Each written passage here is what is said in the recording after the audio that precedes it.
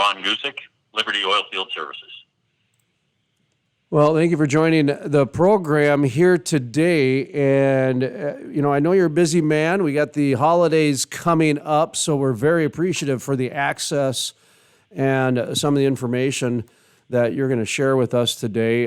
Views on what's going on with the North Face controversy with the rejection of some oil and gas business, citing, for new policies and lumping us in with some different categories, that sort of thing. Also, 2020, a little bit of a different year for a lot of oil and gas professionals. 2021, new president. Boy, lots to get comments on here. Don't want to get all of it and bombarded at Mr. Gusek at one time. But how you doing today, by the way, in Colorado, right?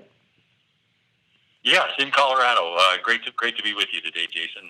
Looking forward to the holidays, of course.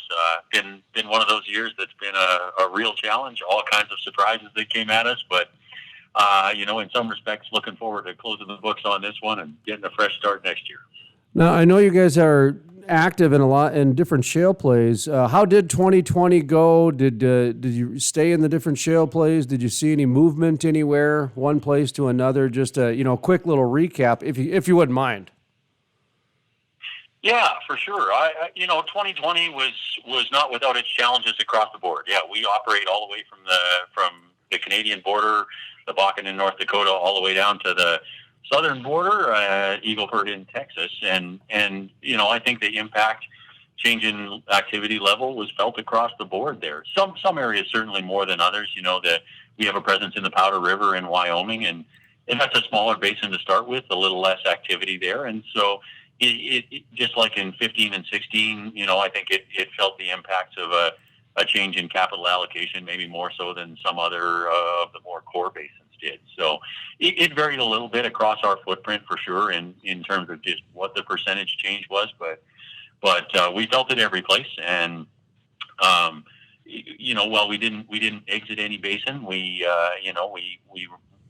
retain a presence in every place we had been in previously.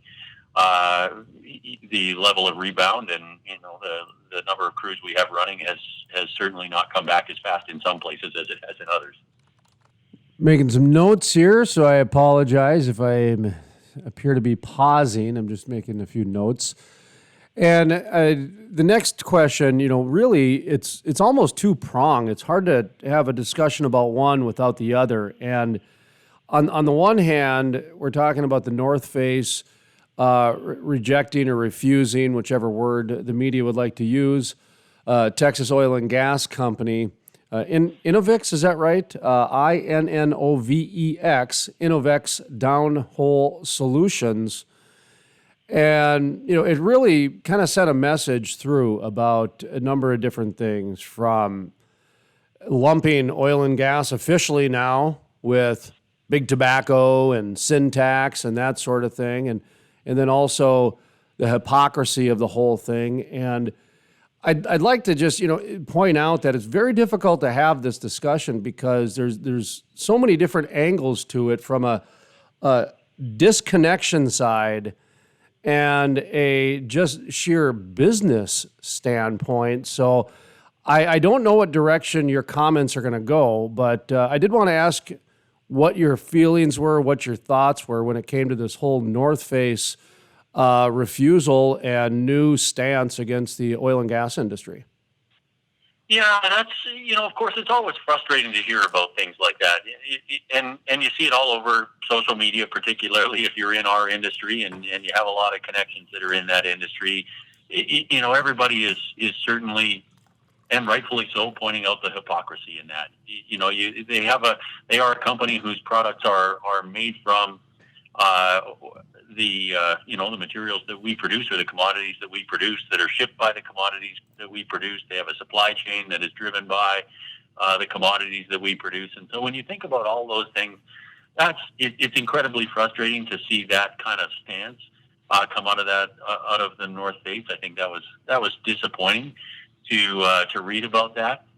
I certainly applauded Innovex for the letter they sent back. I think it was a well-written, well-presented, fact-based argument, not an emotional one at all, but a well-reasoned, thoughtful piece that I hope they read and gave some consideration to. I would say it frustrates me even at a bigger level than that. Of course, we can point to the material. The jackets are made out of climbing harnesses, ropes, whatever. But even the foundation on which that company is based, which is this idea that we should all get out and recreate. They want to encourage us to explore the world. And, if you think back 150 years, give or take a little bit, to before there was oil and gas, this whole idea of recreation, of jetting off to the other side of the world to climb a mountain or hike a big trail or whatever the case might be, that didn't really exist. We lived in a world where people had to work the large majority of their waking hours just to make ends meet, to put food on the table, to make sure they had water to drink, whatever the case might be. And, here we have now, 150 years later, access to all of those wonderful things, to the ability to travel, but more importantly, access to time.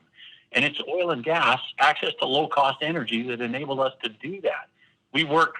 I think one of the simplest examples that I've ever seen is just how long you have to work to pay for an hour of light. And that used to be measured in a lot of hours, hundreds of hours, and then down to tens of hours, and now it's a second or something like that you have to work to have access to an hour of light. We've gone from a world where 90% of humanity lived in poverty to a world where 10% of humanity lives in poverty.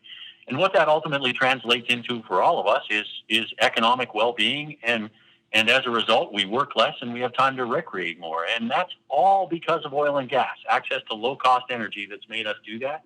And so, I look at the North Face, and here's a company whose mission statement is to encourage exactly what oil and gas has enabled over 150 years. And so for them to make that decision to turn their backs on an oil and gas company in that way is incredibly frustrating to me, because I think it just ignores all that oil and gas has done for humanity in a century and a half. I mentioned off air as we were talking, just kind of get into, I guess, talk a little bit about families and that sort of stuff. I mentioned I've got a 14-year-old son, and when he was about 8 years old, he was really difficult to talk to. 9, 10, increasingly got more difficult, where logic didn't apply and anything else. And it just he became very close-minded and impromptu and just kind of sporadic and that sort of stuff. So it became very clear to me it was difficult to have a discussion with somebody like that. It was like easier to talk to a brick wall. I kind of feel like we're like that now, where we've reached such a level of hypocrisy that there really doesn't seem like there's any kind of conversation that can be had. But what worries me is when we have the officials. 10 years ago when I got into this industry, plastic bags and plastic straws were the debate. Now we got presidential candidates declaring a war on oil and gas, just like the governor in your state in Colorado. How have we gotten to that level of disconnect with adults? It's kind of different, isn't it? We are in a different place. It certainly seems that we have migrated in a direction away from a willingness or ability to have open, candid conversation and consider two sides of a coin, so to speak. We've started to deal in absolutes, in black and white, in extremes, really, where there's no consideration for a reasonable middle ground. And so, certainly you see that in public policy. You see it all over the place. You see it in the media, I think, as well, and in many cases, certainly in the mainstream media. And so, yeah, it definitely makes it incredibly difficult to sit down and have that conversation where you consider the pros and cons of any decision that's being made, of any policy that's being implemented, of any statement you're going to make, or line in the sand that you're going to draw. And I don't know how we get back from that, but it's something we need to figure out how to do again. We need to get back to this place where we can have those open conversations, where people can express opinions, and where you're not automatically branded as a hater of the earth or whatever because you don't have an opinion that's in line with somebody else, because that's simply not true. I certainly would argue that the vast majority of the people who work in oil and gas are all about doing so to the highest standards, to the best of their abilities to minimize any impacts, to produce the cleanest possible molecule we can, because we recognize that's important. I'm an outdoors person. I love to hike. I love to ski. I love to spend time in the mountains or paddling down a river or whatever the case might be. I certainly have I have two daughters as well, and I aim to leave a great place for them to call home on this earth. So this idea that because we work in oil and gas, we're evil and out to destroy this planet it's just a sad state of affairs. And I don't know how we get back to a place where we can have that discourse around the table and reach what I think would be sound and logical conclusions about a path forward. Sure, we need to continue to innovate. We need to continue to evolve. We need to continue to deploy new technology and find better ways to do things. But we shouldn't do so without weighing the pros and cons of each and every one of those solutions and ultimately deciding on a best path forward, which I don't think is where we are today.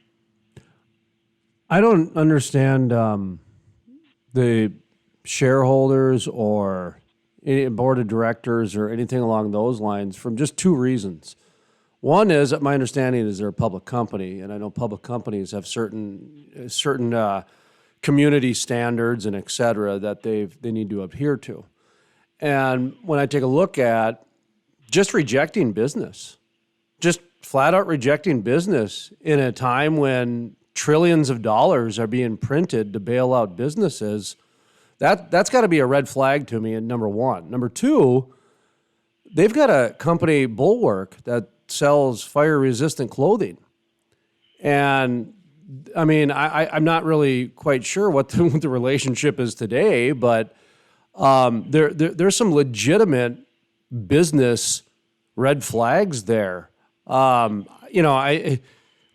I don't know about you, but I'm not a shareholder, and I'm not in the SEC, or it's not my business to be in a financial speculative talk show. But at the same time, I do understand the difference between sound business and flat out questionable business. Did you have any comments on just that whole, in the day and age when people are really starving and looking for business, to reject it based on that and then have a line of FR clothing? It just seems a little questionable to me. It certainly does. I think if you look at it from that bigger picture standpoint, I think you could certainly make a case that on one hand to develop a product that sells into our industry, and on the other hand to choose not to sell a product to our industry. You would definitely wonder about that decision. Unfortunately, we're on the outside looking in, and so you can only speculate as to what led to those decisions and at what level decisions were made. I don't know at what level inside of the corporation those conversations are happening, and we don't know. And unfortunately, there's really only we just don't have both sides of the story right now, because I think, at least to my knowledge, they've chosen not to say anything about it. I don't think they've chosen to comment at all on it publicly, and so unfortunately that leaves us to speculate on what is actually driving their thought process there, and exactly how that's going to be thought about looking forward from a bigger standpoint. Time to make a plug here real quick for myself. We did put a request out to the president of North Face as well as the president of Bulwark. And last night at about 8:30, 9 o'clock at night, I got an email from the PR person from Bulwark where the VP of some VP title of North America wanted to come on the program. So just a little plug there that hopefully we'll get somebody on from Bulwark at least to talk a little bit about what's going on. I can't imagine they're too happy about this. Bulwark is. I mean, like I said, I don't know how many farmers are buying fire-resistant clothing. I don't know how many firefighters are, but I'm pretty sure welders and oil and gas are on the same page, and a lot of other people that use FR clothing. So I just, there's a certain herd mentality that comes with oil and gas from time to time. I did want to transition over to kind of some regulation real quick as I'm looking at the clock. You're in Colorado, where the governor came out, and I think Colorado Blueprint. It was even a book. We've got New York this week. Last week came out and said they're going to divest away from natural gas. California is doing what they're doing. Fargo and Austin, they've been known to get pretty blue at times too for a couple states that have some good oil and gas production here. So talk to me about just the disconnect of leadership. You mentioned you're not sure, how we got there and what to do. Having the conversation and spitballing isn't a bad idea sometimes, type of a thing. But you're in Colorado, so you're kind of in the belly of the beast, I say. There is a little bit of a PR thing here, and a lot of it has to do with that, not in my backyard, the NIMBY type of a thing. And I call it the Harry the Dirty Dog, the old child's book about, he went to the coal chutes and the steel mills and stuff and got dirty. And there's a little bit of that branding in our mind too. But the image and the regulation part, what should people be thinking about going into 2021? Yeah, certainly we are at the forefront of the regulatory world here in Colorado. I think Colorado had, even over the last 5+ years, maybe the most stringent regulations for the production of oil and gas, maybe of any state and maybe of any place in the world. And, those regulations continue to get more and more stringent. And, I think what's important here is that, first of all, we have to maintain a line of communication. We have to be part of the process in the development of those regulations to make sure that we help the folks who are framing that, who are working on that language, to understand what is realistic, what is plausible, and what is just beyond the scope of reality at this point in time. I think everybody in Colorado on the oil and gas side of things is certainly in favor of finding the best possible way to do things to minimize impact on the people who live near oil and gas operations. We have a unique challenge here, or a somewhat unique challenge here, in that the heart of the basin we are working in lies underneath the area where most everybody is moving in Colorado, up and down the Front Range, kind of up and down the I-25 corridor. And so we have to learn to work in close proximity with schools, parks, playgrounds, people's houses. Of course, that requires that we do everything we can to minimize our impact. But at the same time, recognize that the service we provide and the industry we are in is critical to the life we know as people today. And so we have to find a way to do that together. People's jobs count on that. The economic success of the state counts on that. We are an important employer here, an important contributor to the tax base, both at the municipal level and at the state level. And so we have to continue to work together to find ways where, yes, we can get better at what we do, and we can work under tighter and tighter regulations, but at the same point in time, we don't put ourselves in a position where the industry can't be successful.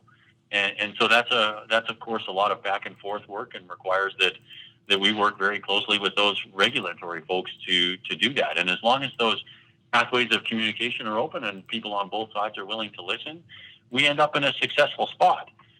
Where we get offside is when decisions are made unilaterally, when there isn't really consideration for the economic impact, the human impact, whatever that might be, and policies are put in place. And you've seen that. You started to see that elsewhere, particularly out on the coast. We've seen a few municipalities ban natural gas, any future natural gas hookup to new construction in those places, and you have to wonder, did somebody truly consider the pros and cons of that? And I think you're starting to see that pushback happen there now, particularly from the lower income folks who are expecting utility bills to climb meaningfully. I mean, they already pay a outrageous price for electricity in California, 50% more than the nation's average at least, and maybe even a little better than that. And that only looks to get worse with decisions like that. And so you have to wonder, did somebody truly weigh the pros and cons of these decisions and ultimately arrive at the best decision for the for all of the people in California, or is this a decision that was put in place by some policymakers for the sake of virtue signaling, so to speak?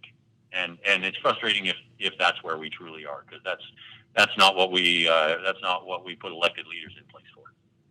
Well, let's end on a positive note. Are you guys having anything for the holidays, COVID season? So, budgets are down and masks are up, and a lot of people aren't necessarily doing a lot of the things that they may not have done. But are you guys doing anything at Liberty this year, for whether it be for the holidays or, New Year's or anything like that?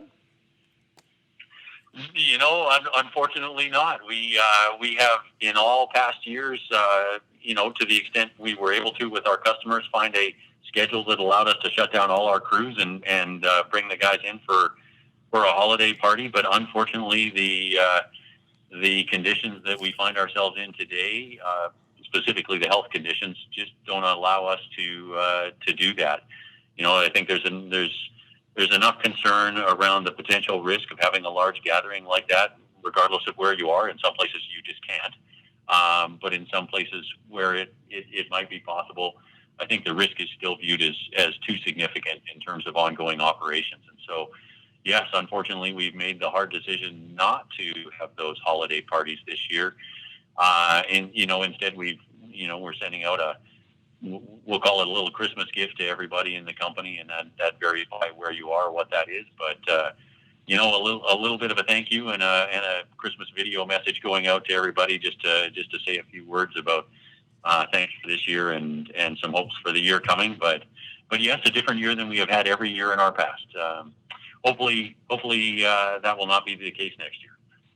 Well, we appreciate you making the time. And again, it's access to people like you that really make programs like mine, succeed and really gets the information out there to others so they know what's going on. I mean, right now is a time when, access and information is paramount as people are trying to prepare for 2021. And, there's enough unpredictability in oil and gas. We don't need the government adding more, if you know what I mean. So anyway, I'll leave it at that.